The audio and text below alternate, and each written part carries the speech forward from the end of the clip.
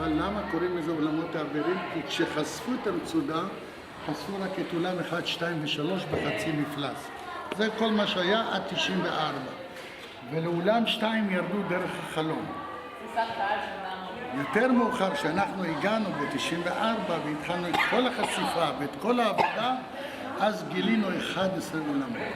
בהתחלה שאלתי כמה עולמות, אומר לי הארכיאולוג הראשי שהיה פה, דוקטור דוד, אומר לי, דודו, יש פה 7 עולמות. אמרתי לו, למה 7? הוא אומר לי, כי היו 7 מסדרים, וכל מסדר דיבר בשפה שלו, לכן היו 7 עולמות. הגענו לפה, זה עולם 6. הגענו לפה עולם 7, מצאנו מפעל שלם של סוכר. של סוכר.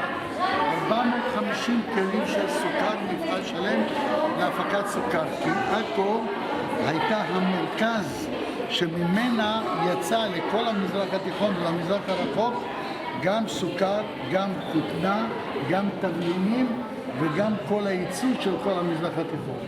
כי למה? כי זה היה הנמל הייחודי. לא היה נמל תל אביב, לא היה נמל יפו, לא היה נמל חיפה, כלום, היה רק נמל עכו. ולכן הכל יצא מעכו. זו הסיבה שכולם הגיעו לעכו.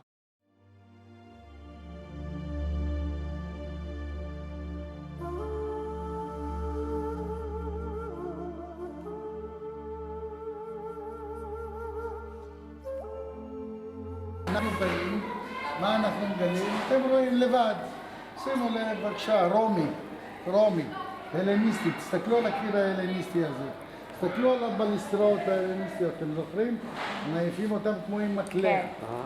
ואתה רואה פה עולם ומלואו, עולם שלם, עיר על עיר, אתה רואה את צורת הבנייה. אתה רוצים לבקש את הסליחה מכל אלה ששחטו אותם, מכל היהודים ששחטו אותם, עינו אותם והמירו את דתם. הם חושבים שלבקש את זה פה בקפלה זה הדבר הכי נכון. כי זו הייתה הקפלה של המצודה ההוספיטלרית שבה הנוצרים שחטו ביהודים וכו' וכו'. יותר למטה. בוודאי, ומתחתיה יש גם עוד קומה. אין פה. לכן אמרתי, העיר בנויה אחד על גבי השני. זה שכבות. אתה יודע שזה סמל מאוד חשוב בנצרות.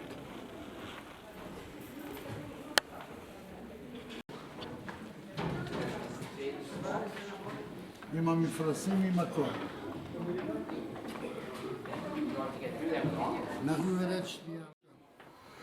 ואז הסתבר שהיה לו מדרגות מוסתרות שהביא אותו עד לקומה השלישית לחדר שלו ומשם עד לחדר האוכל. והנה אנחנו נוריד את הראשים קצת וניכנס. אני לשמחתי יכולה ללכת זקוף. הנה אנחנו הולכים לאולם שמוצר על ידי אונסקו הכי יפה בעולם. באמת? וואו. שמעת את הוואו? וואו. לא, כי זו הפתעה מאוד גדולה.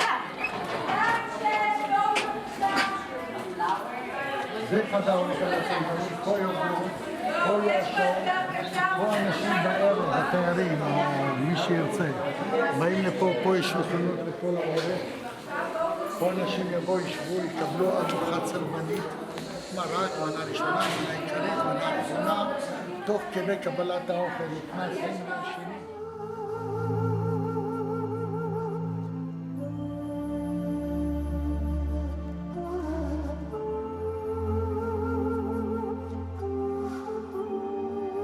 הם לכבודו בנו גם את הפלור בלי.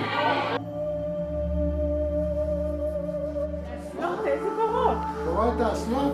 נכון, כן. זה הכל ירד למטה. מהתקופה הצלבנית, 1200 שנה. פה, אתה יודע, זה חדר המעשר. בתקופה הצלבנית כבר היה אסלה... כן, זה אסלה, זה כיור. זה לא כיור, זה בידה, תקראי לזה. לא, אתה רוחץ את הטוסיק, מה אתה עושה שם? את הטוסיק. אוקיי. פה הם למדו מהמוסלמים להתנקות במים. עד אז האירופאים התנקו בזרדים, זה כאלה עלים עדינים, או באבנים. ככה הם התנקו. פה הם למדו מהמוסלמים להתנקות במים, פה הם ישבו, פה הם לקחו מים מהגיגיות והתנקו. עכשיו, כשהאביר, אפשר לראות את זה פה. כשהאביר רצה לבוא לשירותים, הוא גם שלח את העבד שלו, את האביר הקטן, חצי שעה לפני זה, שיבוא לפה, יישב על האבן, יחמם לו את האבן, יחמם לו את האבן לפני שהוא בא. חשבתי שהוא ינסה לראות אם זה עובד. וככה זה הולך, משתקף. אם תסתכלו פה, זה המקום היחידי בעולם, תסתכלו איפה שהפנס, שאתם רואים שיט יורד גם מקומה שנייה, מקומה שלישית, למטה עד לחדר המאסף, אפשר לראות את זה פה, אתם רואים את זה פה. כלומר, שירותים היו גם בקומה שנייה שלישית, מה שאין באף מבנה צלבני. שחשבנו שרק בצבא השתמשו בסיד לחיטוי, יש פה כמות אדירה של סיד בתוך החדר. מה אתה אומר? חדר המאסף. שראינו את האנשים? זה הכל מגיע לים, לא חשוב מה, הכל מגיע לים. כי ידעו שיום אחד הם יכבשו אותם, ולכן הדרכים גם הובילו כדרכי מילוט, ובקצה על יד המים חיכה להם סירות. דודו, תסתכלו למעלה. פה, סליחה, שאלתי, זה המקום זה שהיינו. איפה שעמדנו והסתכלנו. ברור. באמת. רגע, הנה.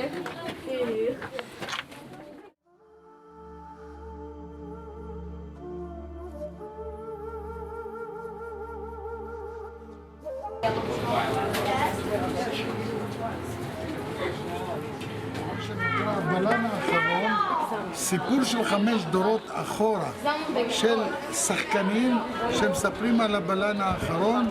שוב, כל אחד יכול להיכנס ולשמוע. מנגנים את כל מה שהלך בין הקירות. בין היתר הם נכנסה לכלא עכו, מכניסים כל הדברים יהודים.